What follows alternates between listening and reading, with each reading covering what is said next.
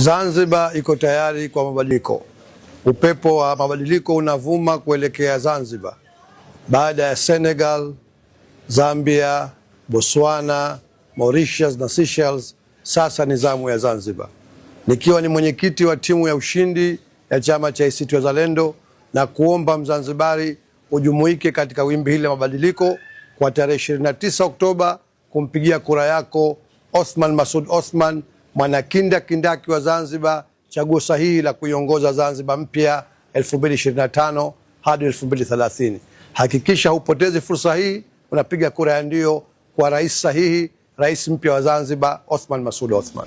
Inusuru Zanzibari, ewe mwana kwetu, mara hii tutayari kukomboa nchi yetu. Na iwe itavyokuwa, na iwe ushindi tutachukua.